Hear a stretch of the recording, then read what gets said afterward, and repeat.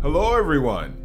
I hope you're ready for another adventure, because today Wayne reads Bunnicula, a rabbit mystery tale by Deborah and James Howe. Now that it's the beginning of October, we're going to start some spooky stories here on the channel, so be ready. But always remember that this is just an adventure, and these adventures are just meant to entertain the mind. Keep in mind and always remember that while we're reading these stories and going on these adventures, all you have to do is hit the CC button in your YouTube link, and you'll be able to read along with the book. Now, who do you think is going to show up for today's adventure? Well, since it is the beginning of October, how about we have my friend, Mr. Pumpkin. Mr. Pumpkin, are you ready for some spooky adventures? Mr. Pumpkin's ready. I hope you are too. Let's begin. Chapter 1. The Arrival. I shall never forget the first time I laid these now tired old eyes on our visitor. I had been left home by the family with the admission to take care of the house until they returned. That's something they always say to me when they go out.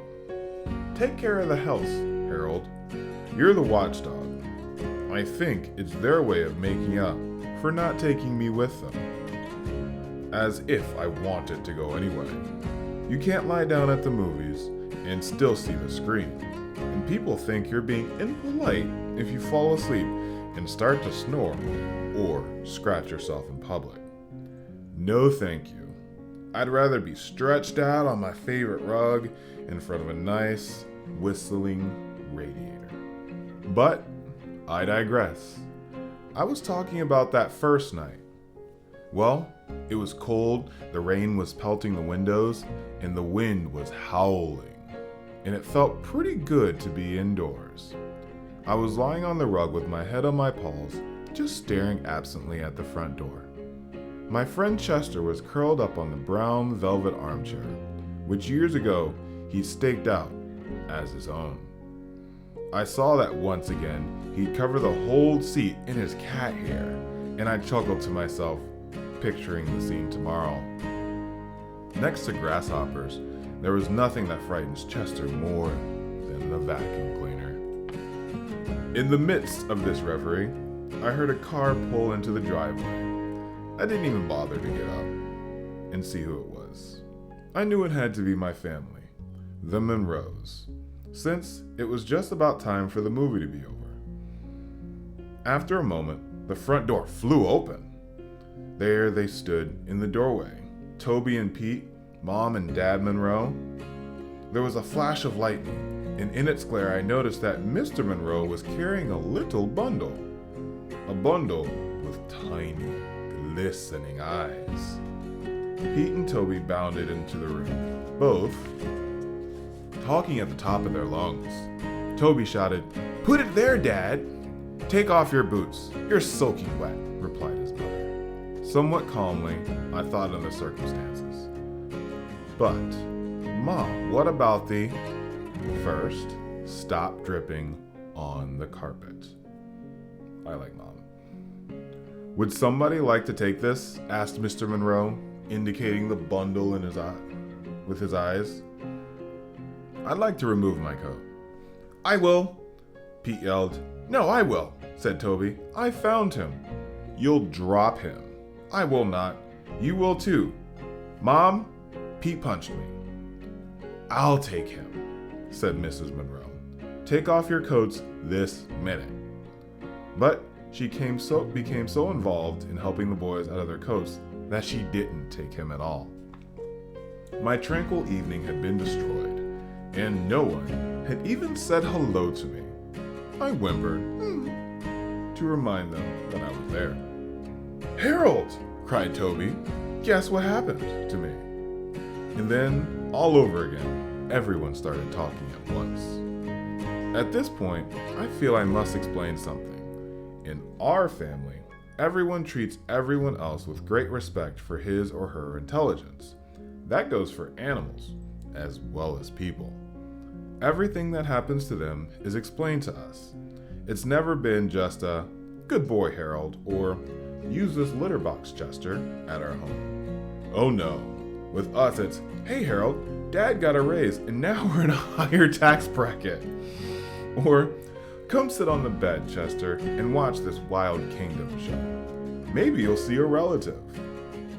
Which shows just how thoughtful they are. But after all, Mr. Monroe is a college professor, and Mrs. Monroe is a lawyer. So we think of it as a rather special household, and we are, therefore, rather special pets.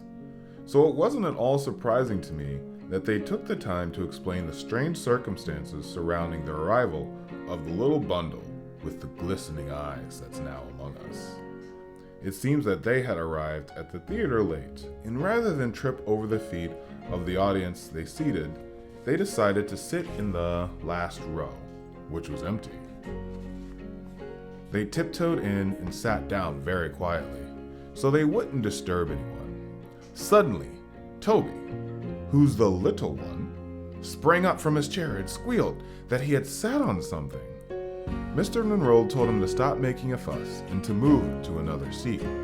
But in an unusual display of independence, Toby said he just wanted to see just what it was he had sat on. An usher came over to their row to shush them, and Mr. Monroe borrowed his flashlight. What they found on Toby's chair was the little blanketed bundle that was now sitting on Mr. Monroe's lap. They now unwrapped the blanket, and there, in the center, was a tiny black and white rabbit sitting in a shoebox filled with dirt. A piece of paper had been tied around its neck like a ribbon. There were words on the paper, but the Monroes were unable to decipher them because they were in a totally unfamiliar language. I moved closer to take a look. Now, most people might call me a Mongol, but I have some pretty fancy bloodlines running through these veins, and Russian Wolfhound happens to be one of them. Because my family got around a lot, I was able to recognize the language as an obscure dialect of Carpathian mountain region. Roughly translated, it read, "Take good care of my baby." Really? Okay, the dog can read Russian. But I couldn't tell if it was a note from a bereaved mother or a piece of Romanian sheet music. The little guy was shivering from fear and cold. It was decided that Mr. Monroe and the boys would make a house for him out of an old crate and some heavy-duty wire mesh from the garage. For the night, the boys would take a bed for him in the shoebox. Toby and Pete ran outside to find the crate, and Mr. and Mrs. Monroe went to the kitchen to get him some milk and lettuce. Mr. Monroe sat down, a dazed expression in his eyes, as if he were wondering how he came to be sitting in his own living room in a wet raincoat with a strange bunny on his lap. I signaled to Chester, and the two of us casually moseyed over to the corner of the room. We looked at each other. "Well, what do you think?" I asked.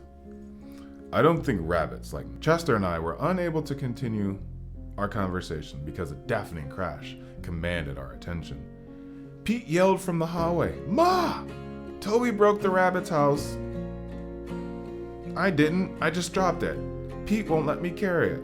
It's too big. Toby's too little. I am not. You are too." "Okay, fellas," Mrs. Monroe called as she entered with some lettuce and milk. "Let's try to get in here with as little hysteria as possible. Please." Chester turned to me and said under his breath, "That lettuce looks repulsive, but if there's any milk left, I get it." I certainly wasn't going to argue with him. I'm a waterman myself. At the moment, the crate arrives, barely standing the strain of being pulled in two directions at once. "Ma, Toby says he's going to keep the rabbit in his room. That's not fair. Harold sleeps in his room." Only sometimes, I thought, when I know that he's got a leftover ham sandwich in the drawer. Toby's a nice kid, don't get me wrong, but it doesn't hurt that he shares his stash with me. It was, after all, at one of those late night parties in Toby's room that I developed my taste for chocolate cake. And Toby, noting my preference, has kept me in chocolate cake ever since.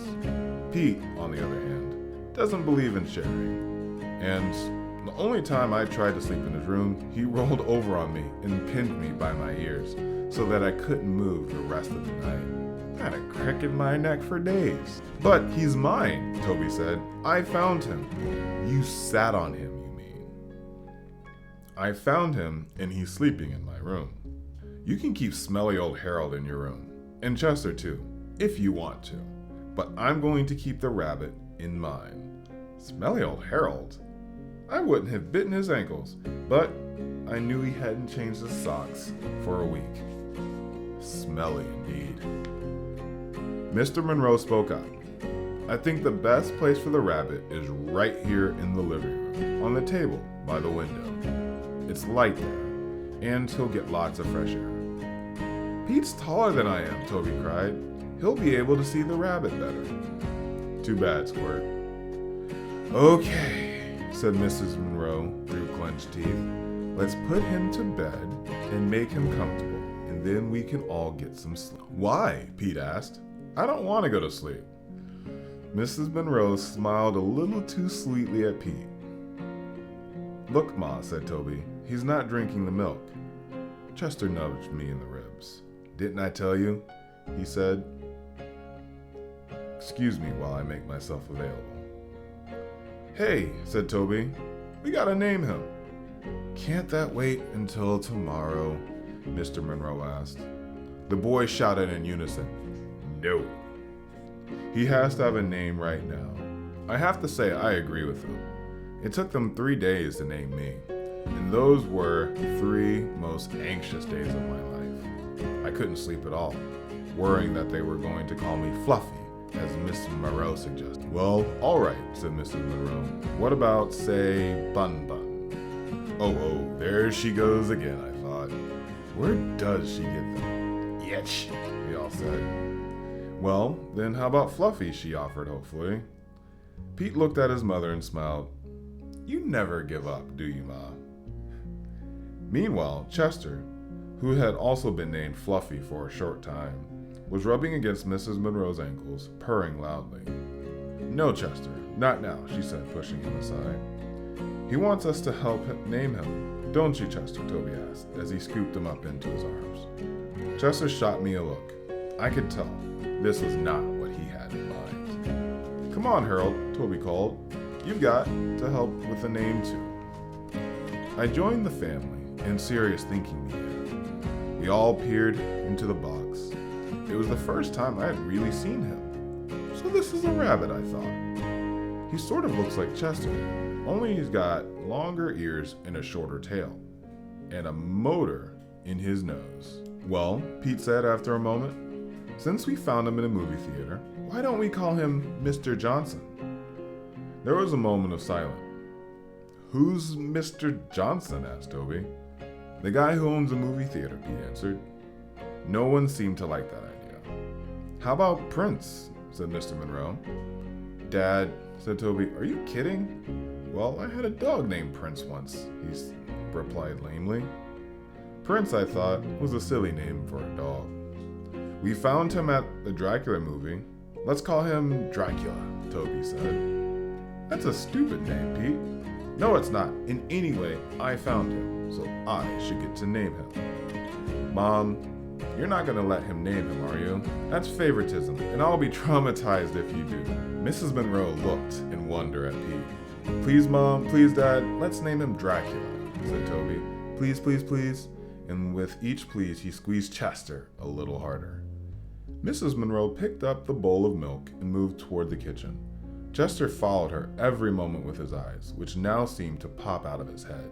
When she reached the kitchen door, she turned and said, Let's not have any more arguments. We'll compromise. He's a bunny, and we found him at a Dracula movie. So let's call him Bunnicula. Bunnicula! That should make everyone happy, including me.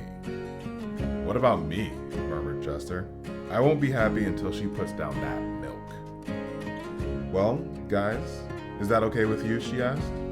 Toby and Pete looked at one another, and then at the rabbit. A smile grew on Toby's face. Yeah, Mom, I think that name is just right. Pete shrugged. It's okay, but I get to feed him. Okay, I'm gonna put the milk back in the fridge. Maybe he'll drink it tomorrow. What about Chester? Toby said, dropping the frantic cat on the floor. Maybe he would like it. Chester made a beeline for Mrs. Monroe and looked up at her plaintively. Oh, Chester doesn't want any more milk. Do you, Chester? You've already had your milk today. She reached down and patted him on his head and walked into the kitchen. Chester didn't move. Okay, bedtime, said Mr. Monroe. Good night, Bunnicula, Toby said. Good night, Count Bunnicula, Pete said sarcastically, in what I took to be his attempt at a Transylvanian accent. I may be wrong, but I thought I saw a flicker of movement from the cage. Good night, Harold. Good night, Chester. I licked Toby goodnight. Good night, Smelly Harold. Good night, dumb Chester. I drooled on Pete's foot. Mom! Harold drooled on my feet. Good night, Pete, Mrs. Monroe said, with great finality, as she came back into the living room, and said then more calmly, Good night, Harold. Good night, Chester. Mr. and Mrs. Monroe went upstairs together. You know, dear, Mr. Monroe said, that was very clever, Bunnicula. I would never have thought of a name like that. Oh, I don't know, Robert, she smiled, as she put her arm through his. I think Prince is a lovely name, too. The room was quiet. Chester was still sitting by the kitchen door in a state of shock. Slowly, he turned to me. I wish they had named him Fluffy, was all he said. That seems like a great place to end today's adventure, with the ending of Chapter 1. What did you think, Mr. Pumpkin? I'm excited for the next one, too. We'll see you on the next time, okay? And we'll see you on the next time with Wayne Reads, as we continue our story with Bunnicula. We'll see how the story plays out. But hope to see you on the next adventure. Bye-bye.